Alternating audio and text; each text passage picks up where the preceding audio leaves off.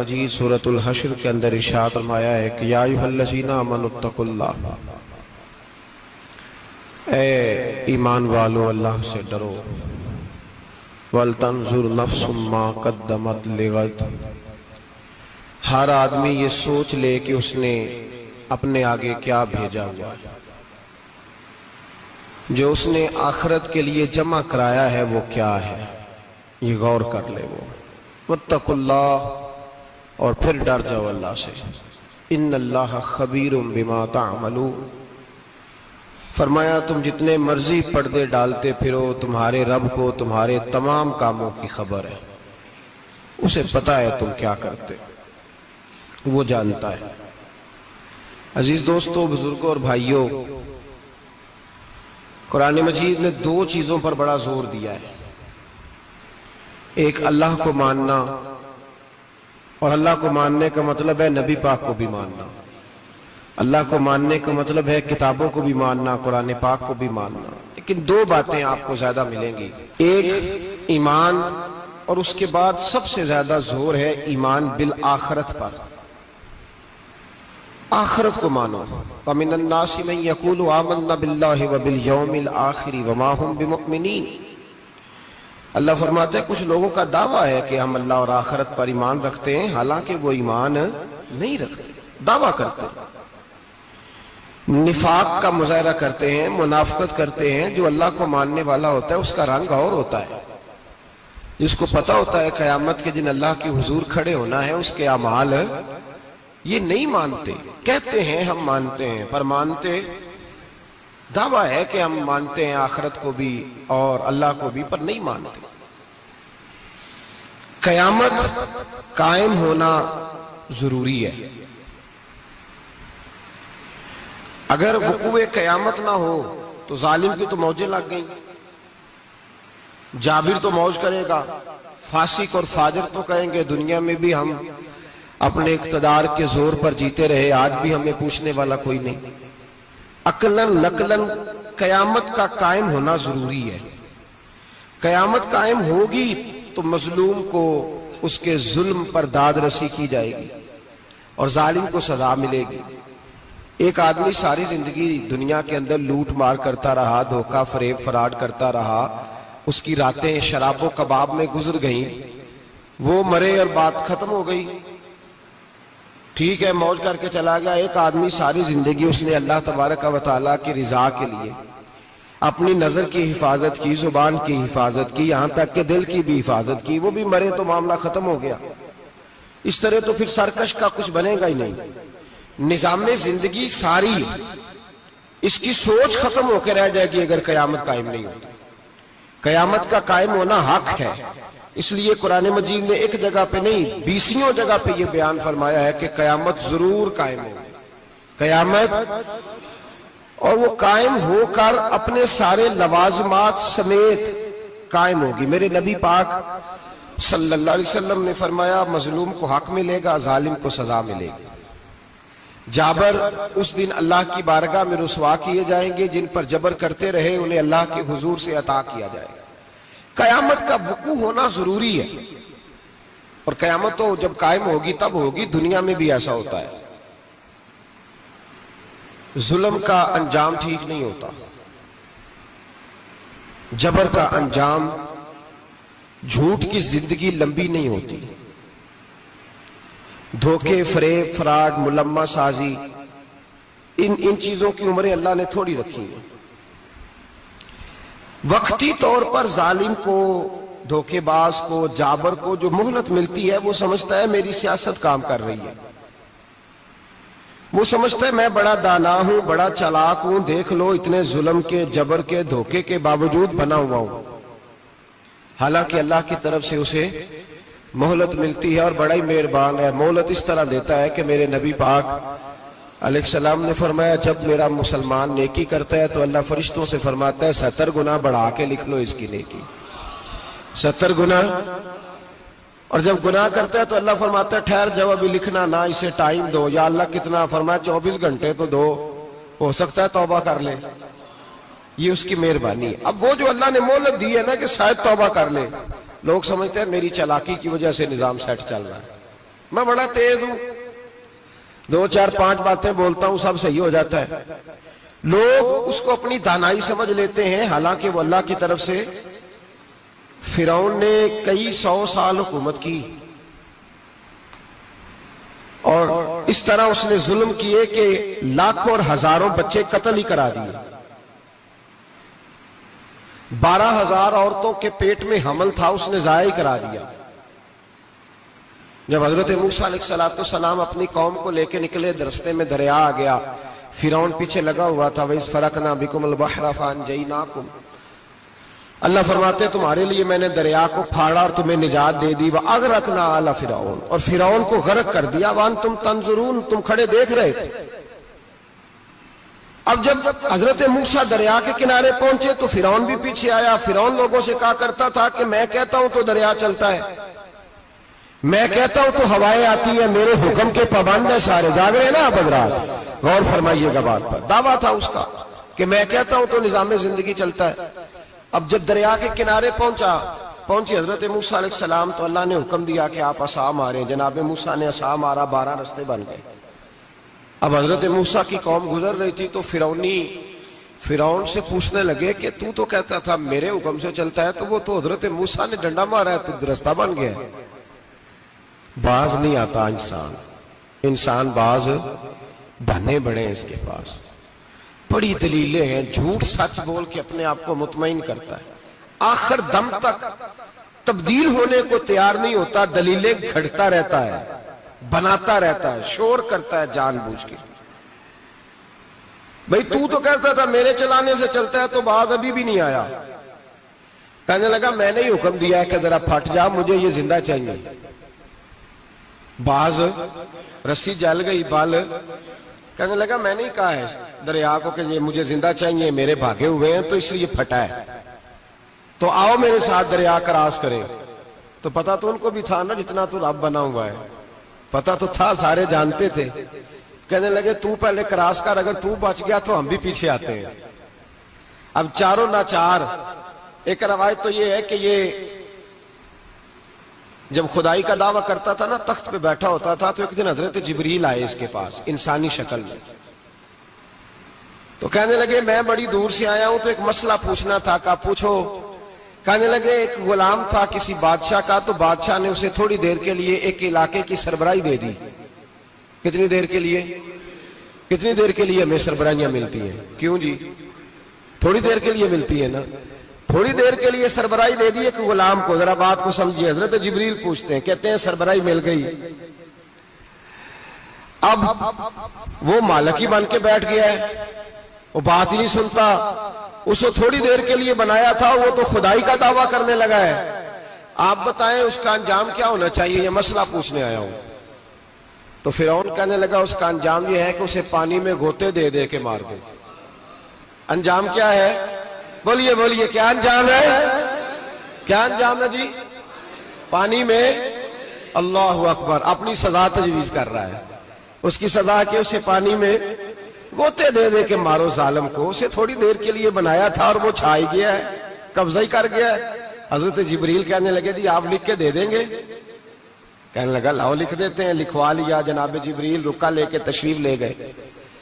اب جب فرعون دریا میں آیا نا تو اللہ نے حکم دیا مل جا۔ جب دریا ملا چیخنے لگا تو حضرت جبریل آئے، کہنے لگے تیرا ہی فتویٰ ہے، یہ تیری سزا ہی ہے نا، ہم بھی بڑی سزائیں تجویز کرتے ہیں، یہ جھوٹا ہے جی، اس کا تو فلانا علاج ہونا چاہیے، تو اگر تو جھوٹ بولے تو یہ فلانا بڑا جاور ہے جی، اس کے ساتھ اس طرح ہونا چاہیے، تو اگر تو یہ کام کرے تو جو سزا تو لوگوں کے لیے تجویز کر رہا ہے تو اپنے بارے میں بھی سوچ۔ اب جب غوطے آئے نا، آخری وقت دیکھا وہ فرعون جو کہتا تھا میری مرضی سے دریا چلتا ہے، علامہ ساوی نے تفسیر ساوی میں لکھا ہے تڑپ کے رونے لگا۔ جب یہ مزاج ہے، ایک دفعہ اوپر آتا ہے آدمی جب دریا میں جاتا ہے، اوپر آیا تو چیخنے او میرے حواریو خدا کا واسطہ مجھے بچاؤ۔ کہنے لگے تو کہتا تھا میری مرضی سے چلتا ہے، بے بسی ہے، تڑپتا ہے، روتا ہے، وارث شاہ مان کری نہ وارثاں دا، رب بے وارثہ کر کے ماردہ ہی، تڑپ رہا ہے، چلا رہا ہے، کوئی مدد کو نہیں پہنچتا۔ اب جب آخری غوطہ آیا تو کہنے لگا آمنا بے رب موسیٰ و ہارون، میں موسیٰ کے رب کو بھی مان گیا، ہارون کے رب کو بھی۔ اللہ نے فرمایا نہیں، اب تیرا ماننا قابل قبول ہے، اس وقت ماننا تھا جب تجھے مہلت دی تھی، جب تو جوان تھا۔ بڑھاپا آتا ہے، بیماری آتی ہے، جوان آدمی بیماری کا شکار ہوتا ہے تو کہتا ہے یا اللہ ایک دفعہ صحیح کر دے، میں ساری پڑھا کروں گا، ایک دفعہ ٹھیک کر دے، میں مسجد میں رہوں گا، میں اگلے سال اعتکاف بھی کروں گا، میں ساری تراویحیں پڑھوں گا۔ تو اس وقت پڑھنی تھی جب تجھے مہلت دی تھی، اس وقت پڑھنا تھا جب اللہ نے تجھے آسانی دی، زندگی دی۔ اگلا وقت یہ حال ایک کا نہیں ہوا۔ نمرود کو دیکھ لیں، حضرت ابراہیم علیہ السلام کو کہتا تھا میں رب ہوں، آپ نے فرمایا رب تو وہ ہے جو زندہ کرتا اور مارتا ہے۔ ایک موت کا قیدی بلایا، کہنے لگا ہاں بھائی کتنے دن رہ گئے تھے پھانسی میں؟ کہنے لگا جی پرسوں ہونی تھی۔ کہا جا تجھے آزاد کیا، لو میں بھی زندگی دیتا ہوں۔ ایک بے گناہ آدمی کو پکڑ کے قتل کر دیا، کہتا میں بھی مارتا ہوں۔ حضرت ابراہیم علیہ السلام کہنے لگے تو بیوقوفوں جیسی دلیلیں دے رہا ہے، چل اس طرح کر، میرا رب سورج مشرق سے نکالتا ہے، تو اگر رب ہے تو مغرب سے نکال کے دکھا۔ اب دلیل کا جواب کوئی نہیں تھا تو کہنے لگا پکڑو اور آگ میں ڈال دو۔ اللہ کے نبی کو آگ میں ڈالنے والا، یہاں ایک مچھر بیٹھا ہے، 400 سال حکومت کی اور خدائی کا دعویٰ کیا، یہاں مچھر بیٹھا تھا، چھینک آئی تو مچھر اندر چلا گیا۔ پہلے دربار کا ادب یہ تھا کہ جو آئے سجدہ کرے، اب اس کے سر پہ کوئی چیز مارتا تھا تو اسے سکون ہوتا تھا، مچھر تھوڑی دیر کے لیے اس کا دماغ چھوڑتا تھا۔ او بھائی یہ اس دھرتی پہ اللہ نے لوگوں کو نظارے دکھائے اور ہمیں سمجھانے کے لیے دکھائے، ہمیں تفکر کی، غور کی دعوت دی کہ دیکھ لینا، اپنے عمل کو پرکھنا۔ تمہارے عمل حضرت موسیٰ کے فرما برداروں جیسے ہیں، جناب ابراہیم کے فرما برداروں جیسے ہیں، یا بن کے بیٹھ گئے ہو؟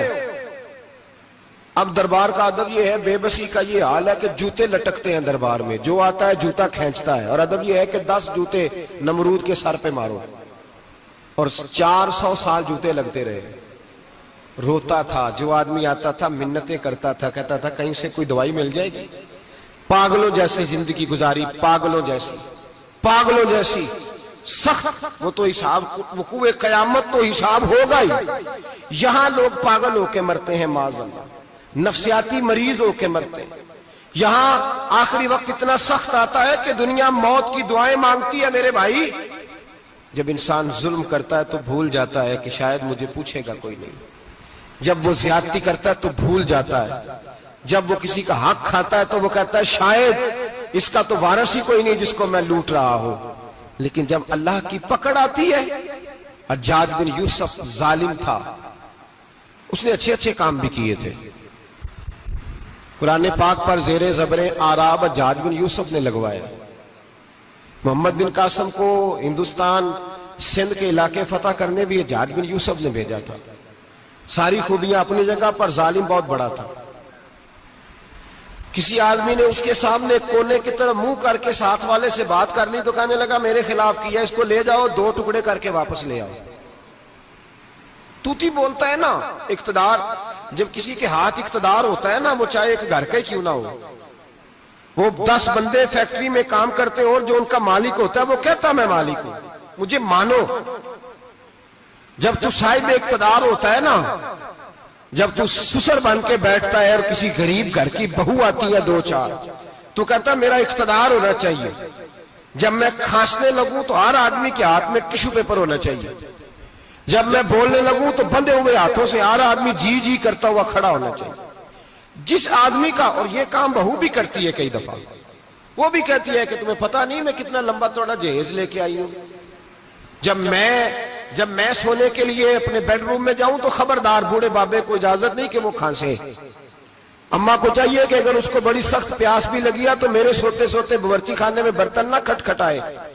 جو جہاں بھی جس سٹیج پہ بھی بیٹھتا ہے وہ کہتا ہے کوئی نہیں مجھے پوچھنے والا، میں مطلق العنان ہوں۔ جوان بوڑھوں کا مذاق اڑاتے ہیں، سمجھتے ہیں شاید کبھی بوڑھے ہی نہیں ہونا، مذاق اڑاتے ہیں۔ تندرست لوگ بیماروں کا مذاق اڑاتے ہیں، شاید کبھی بیمار نہیں ہونا۔ حجاج بن یوسف ظالم تھا، ظلم کرتا تھا، زیادتی کرتا تھا۔ حضرت سعید بن جبیر ایک تابعی بزرگ تھے، اتنے بڑے بزرگ تھے کہ ساری رات نماز پڑھتے تھے، سارا سال روزہ رکھتے تھے۔ ایک دن انہوں نے منبر پہ بیٹھ کے کہا کہ حجاج ظلم سے باز آ جائے ورنہ اللہ کی لاٹھی بڑی بے آواز ہے. اللہ کی لاٹھی، اس کا کیا مطلب ہوتا ہے؟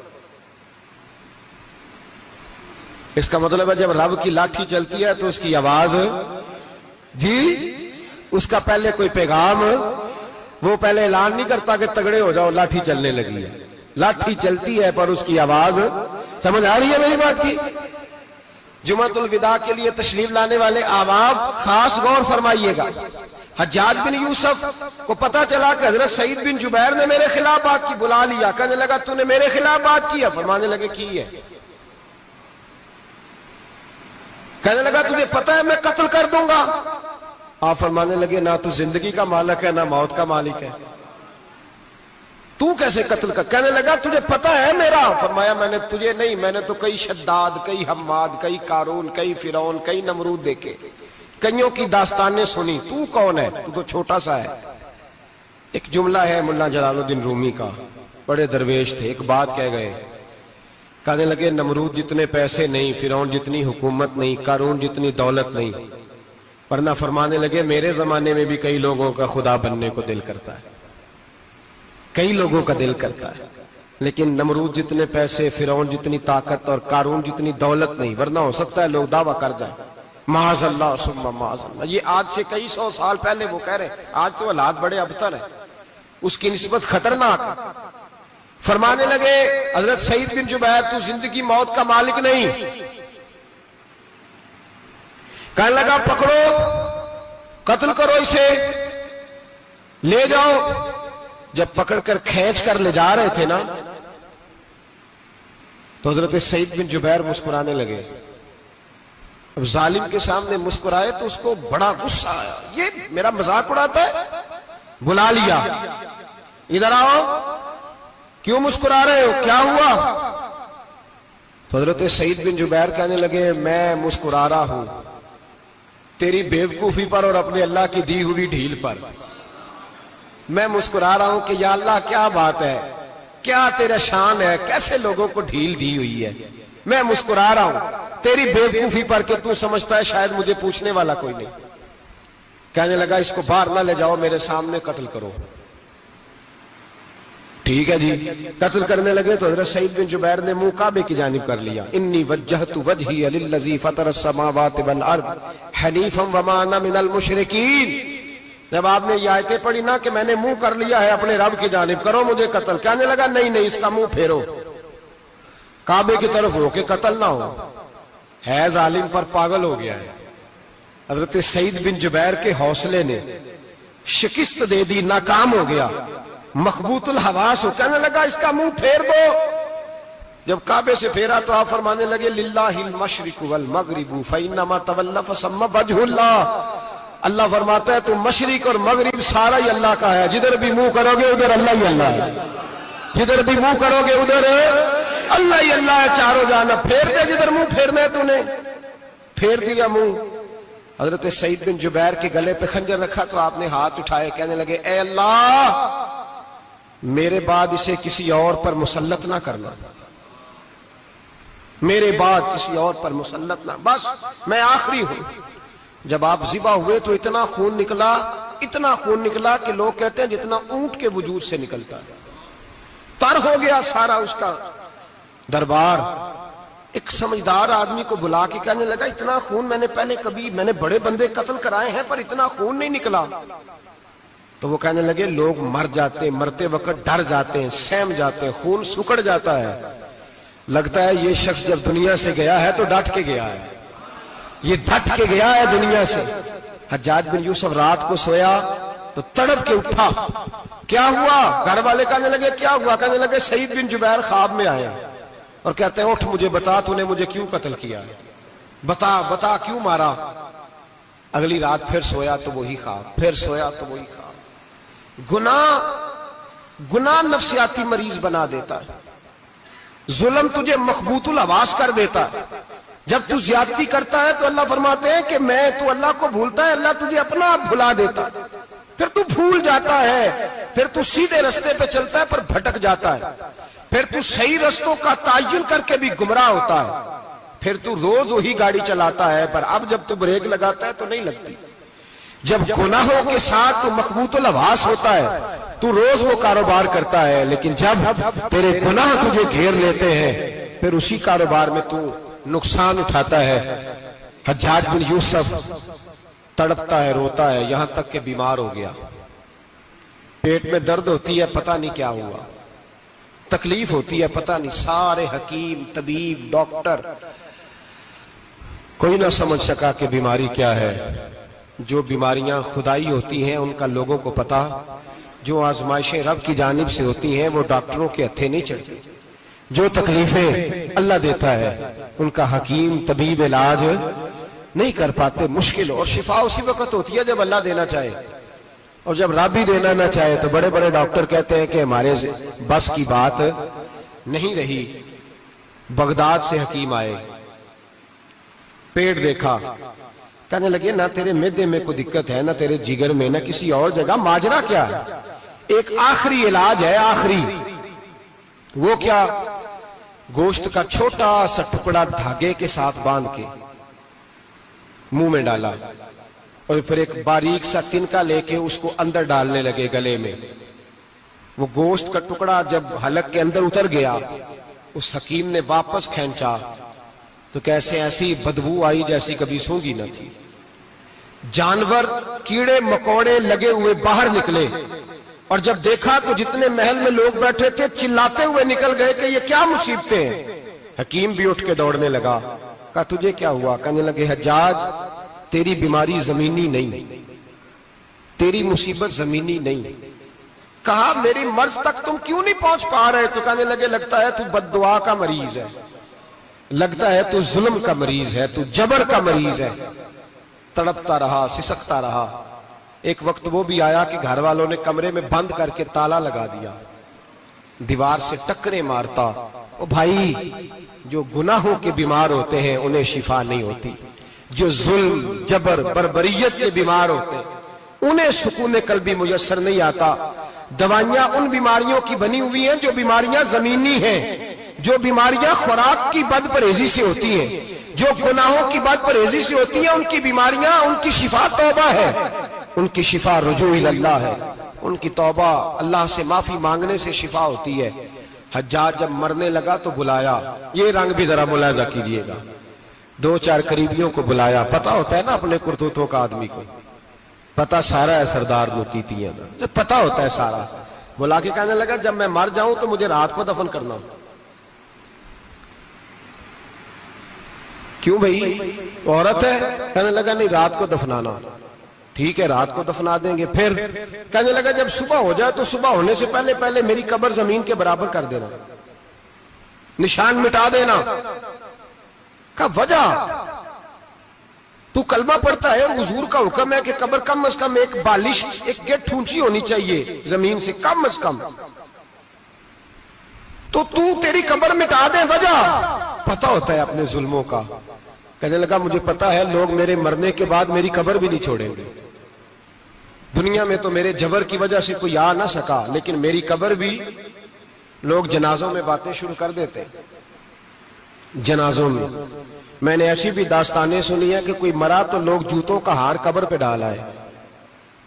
نہیں بھائی، تو جب زندہ تھا تو تیرے جبر ظلم کی وجہ سے نہیں کو بول سکا۔ ایک تو ہے قیامت میں حساب ہوگا، یہاں دنیا میں حساب ہونے لگتا ہے۔ اتنی لمبی زبانیں لوگوں کی لٹک کر مرتے وقت باہر نکل آتی ہیں۔ دعا کریں، جمعہ ہے، اللہ تعالیٰ ایمان کی موت عطا فرمائے، دعا فرمائے رب تعالیٰ اللہ تبارک و تعالیٰ توبہ کر کے جانے کی توفیق عطا فرمائے، جاگے جاگے اور سنے اور دعا کرے، اے اللہ تو ہمیں ظلم سے ویسے ہی محفوظ فرما، اگر ہم زیادتی کرنے لگے تو اے اللہ ہمیں اس سے منع فرما، ہمیں اس سے تو یہ توفیق دے کہ ہم باز آ جائیں اس گناہ سے۔ میرے بھائی، ایک تو دنیا میں سزا ہے، پھر قیامت کی سزا ہے، اور وہ زیادہ سخت ہے، وہ زیادہ سخت ہے۔ ہم لوگوں نے نا ہیلے بہانے بڑے بنائے ہوئے ہیں۔ بینک کے ساتھ کاروبار کرنے والا کہتا ہے نہیں نہیں مجبوراً لیا ہے، مجبوراً مر رہا تھا تو آخری لبوں پہ تھا تو جائز ہے، جائز ہے۔ اس وقت جب تجھے کھانے کو لقمہ نہ لگے تو حرام کھانا بھی جائز ہے، کیا دقت تھی؟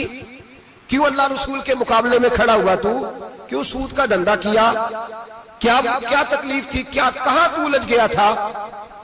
ہم جان بوجھ کے اپنے لیے جہنم کٹھی کرتے ہیں، پھر کہتے ہیں سکون نہیں زندگی میں۔ کہاں سکون آئے گا؟ کیسے آئے گا؟ ہم نے خود آگ لگائی ہے چمن میں اپنے۔ جو قیامت کی سزا ہے، میرے نبی پاک علیہ السلام نے فرمایا رب تمہیں سامنے کھڑا کرے گا۔ اور کس طرح کھڑا کرے گا؟ فرمایا لوگوں کے وجود سے کپڑے اتر جائیں گے، زمین اس طرح دہکے گی جس طرح تانبا زمین پہ رکھا جائے اور آگ جلائی جائے۔ تانبا دیکھا ہے آپ لوگوں نے؟ یہ بھی گرمی گزری ہے نا، تو فرش پر جب سورج پڑتا تھا تو ننگے پاؤں چلا نہیں جاتا تھا۔ صحیح کہہ رہا ہوں؟ ننگے پاؤں، بچے کا پیر زمین پہ لگتا تو چیخ اٹھتے ہیں، کہتے ہیں وہ جل گیا پیر، حالانکہ یہ فرش دنیا کے۔ اور اگر تانبے کے اندر خاصیت ہے کہ اگر کوئی دھات جلدی اور زیادہ گرم ہوتی ہے تو وہ تانبا ہے۔ میرے نبی نے مثال دی تو اس کی دی جو سخت تھا، فرمایا تانبے کی طرح زمین تپائی جائے گی اور پھر ننگے پاؤں رب تمہیں کھڑا کرے گا۔ آج سورج کی پشت تمہاری جانب ہے، قیامت میں منہ تمہاری جانب ہوگا۔ نیزہ آپ نے دیکھا ہوگا، نیزہ ہوتا تھا، فرمایا یہ جو تم نیزے دیکھتے ہو صرف 1.25 نیزے کے برابر سورج قریب آ جائے گا، اور پھر اللہ تمہیں سامنے کھڑا کر کے تم سے سوال جواب کرے گا۔ اور حضور نے کہہ دیا ہے تو اب کسی نعت خواں کے کہنے سے بات بدل سکتی، کسی پیر کے کہنے سے جملہ بدل سکتا؟